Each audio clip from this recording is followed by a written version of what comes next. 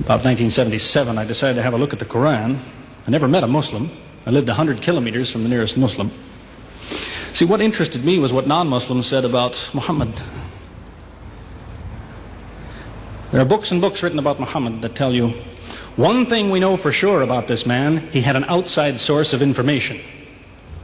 One book I've got says the Quran was written by a committee,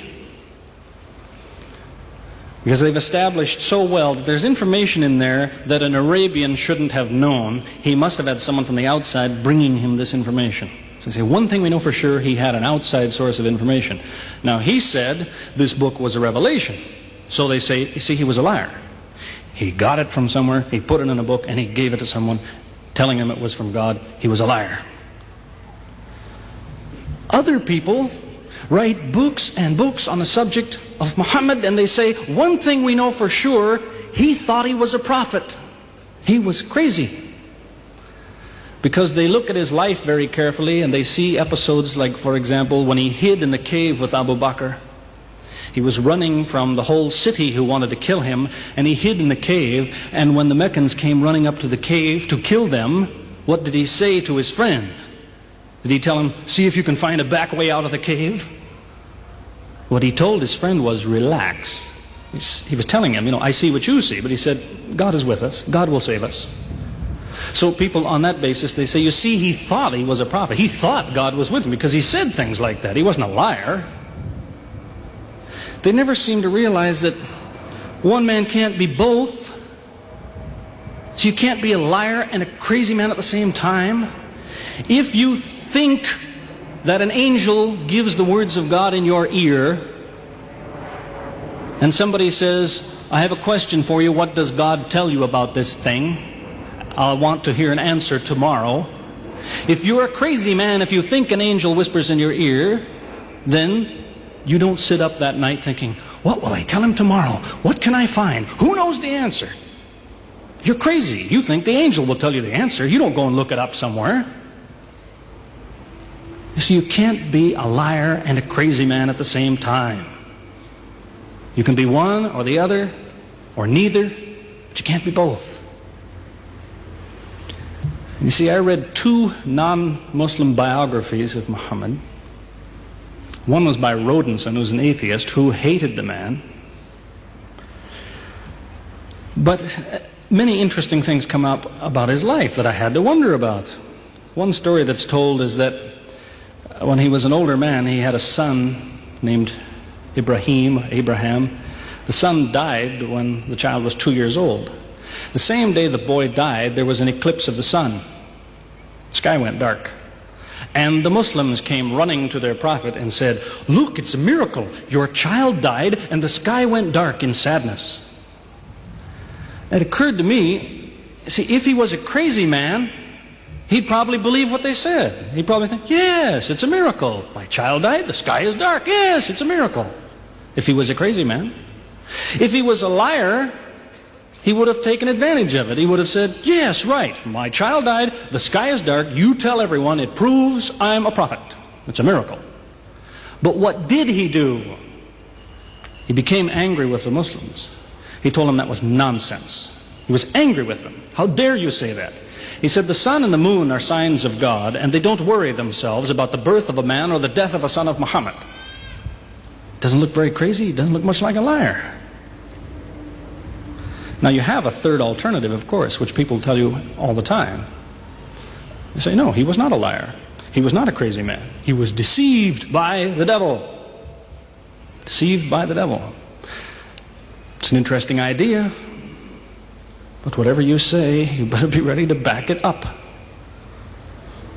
There's a lot of difficulties with that idea. For example, there is a verse in the Quran which tells the reader about a good habit to develop. It tells him, before you read this book, always say, A'udhu billahi minash shaitani rajim, which means, I take refuge in God from Satan the rejected. Is this Satan who wrote this? Who said, before you read my book, ask God to save you from me? Is that Satan who wrote that? As Jesus said, if Satan is divided against himself, then his kingdom will fall. He's fighting against his own interests. So let me finish with a story that illustrates a point. As I said, there's many theories and many explanations around. Many explanations. But an explanation, something somebody tells you, is just so much air coming out of his mouth unless he has proof and unless he offers you something that you can use to falsify it. You see, there's many theories of how do the planets go around the sun and how do the stars burn and all the rest of it. Many theories. Most of them are just so much wind. Scientists pay no attention to them because they don't contain something that could be checked to prove it false.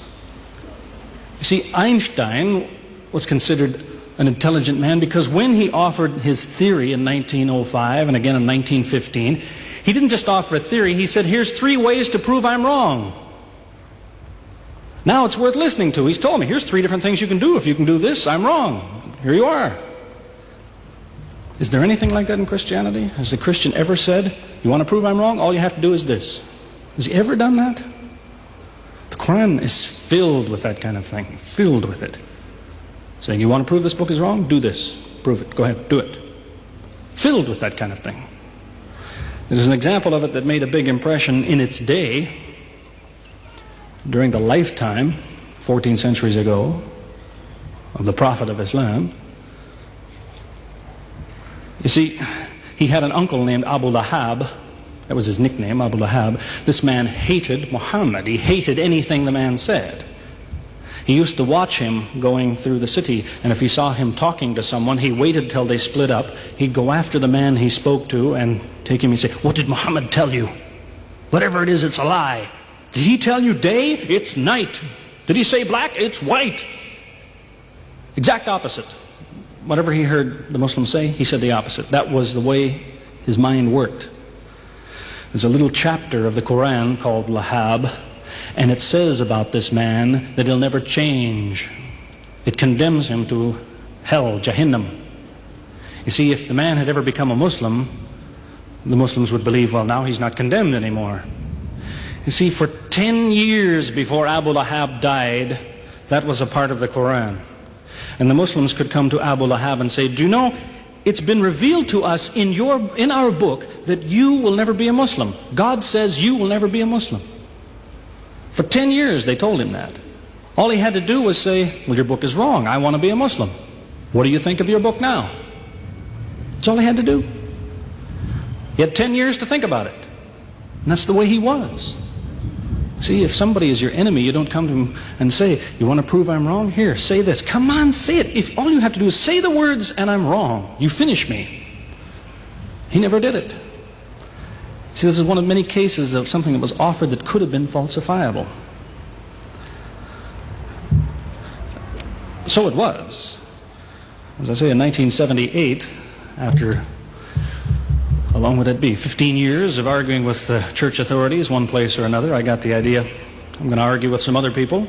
I'm going to read the Quran, see how much of it is any good, pick out the true, pick out the false. Thought it'll take a few years, it'll take some serious study and so on. I read through it. About 3 days later, I finished it. I said, this is what I've been saying for 15 years. So I went to find some Muslims. I don't want somebody to feel you've been tricked into something. I haven't said anything about Christianity that isn't true. I haven't said anything about Islam that isn't true unless it was a slip of the tongue or something. I'm simply trying to remind an individual, don't close your mind before it's too late. Don't make up your mind before you have all the facts. Most people who used to be Christians and become Muslims will tell you, I am a better Christian than I used to be. Now I follow Christ. I didn't before. That's what I would tell you. The Bible says Jesus told his disciples, when you greet one another, let your greeting be, peace be with you. He set the example. Peace be with you. Who says that today? Christians? Once in a great while, maybe. Muslims, whether they speak Arabic or not, they say, Salaam alaikum. Peace be with you. Jesus, when he prayed in the Garden of Gethsemane, put his forehead on the ground. Who prays like that? Christians or Muslims? Jesus used to fast for more than a month at a time. Who fasts today? Christians or Muslims? who really is trying to imitate Jesus. Somebody said to me before coming in here, they said, the Muslims make Jesus out, they insult him and so on and so on. How, possibly, do they insult him? They lift him up. Up. They can't tolerate anything bad said about him. They would just as quickly tell you that, they say Muhammad Rasulullah means Muhammad is the messenger of God. They will just as quickly say Isa, Jesus, Isa, Rasulullah, no problem. Just as quickly tell you that, because it's true. They occupy the same place. If God himself wants to make distinctions among his prophets, that's his business, not ours. Treat them all with the same amount of respect. May God guide us always closer to the truth.